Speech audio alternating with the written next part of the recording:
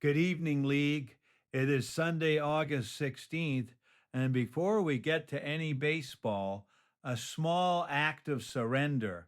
I sat down this morning to pull the Week 21 standings and the category splits, and the league site looked me in the eye and returned a 403 forbidden. Access denied, no standings, no scoreboard, no matchup scores. So I sat with that a while, 21 weeks of clinging to a number in a column, and the number simply declined to appear. There is a lesson in there somewhere. There is also a refresh button, and I hit it 11 times.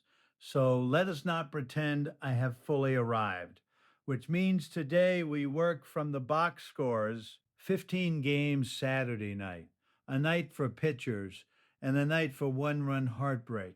Let me start where I always start, against my better judgment.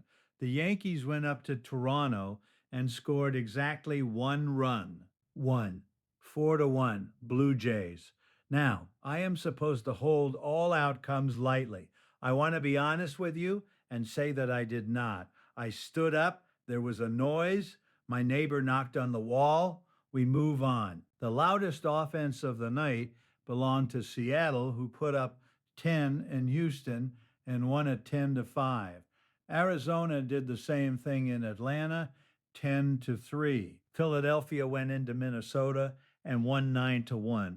If you had bats in any of those lineups, your runs and RBI columns had a very good Saturday. And you probably already know it.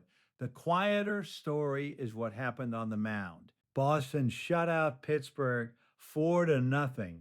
Not a single earned run all night. That is the kind of start nobody tweets about, and everybody's ERA remembers on Sunday morning. Milwaukee held the Dodgers to one run in Los Angeles and took it 4-1. Cleveland held San Diego to 6-1. San Francisco held Colorado to 7-1. Four different staffs allowed one run or fewer. If your whip moved last night, that is where it moved. And then there were the close ones. 5 games decided by a single run. The White Sox beat Detroit 4-3. Baltimore beat Tampa Bay 4-3. The Mets got past Washington 5-4. Texas held on over the Athletics 5-3, which is close enough to count. And in Anaheim, Kansas City did not score at all. Angels win it 1-0. A 1-0 game. Somewhere a closer got 3 outs for the entire margin of the evening. And somewhere in this league, that one save is going to decide a category by half a point. In the old days, a Saturday like that would have cost me a great deal of money.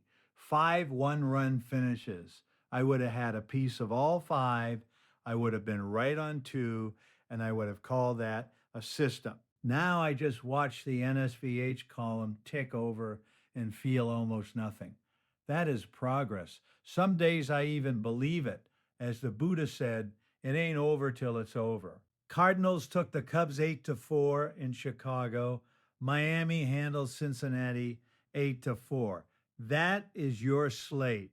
Looking ahead, full Sunday card today, which is your last real chance to move a category before the week closes. And then tomorrow we do the Monday wrap up, where I intend to have actual standings in front of me. If somebody with commissioner access wants to look into why the league site is refusing to talk to me, I would take that as a personal kindness. Until then, hold your lineups loosely.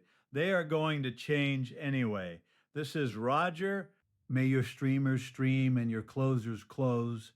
Note, the standings and Week 21 scoreboard both came back as HTTP 403. So there were no fantasy matchups, team names, or player stat lines available. I wrote the episode around the MLB box scores only and had Roger acknowledge the outage rather than invent performances. Worth checking league site access before tomorrow's Monday wrap up, which needs that data.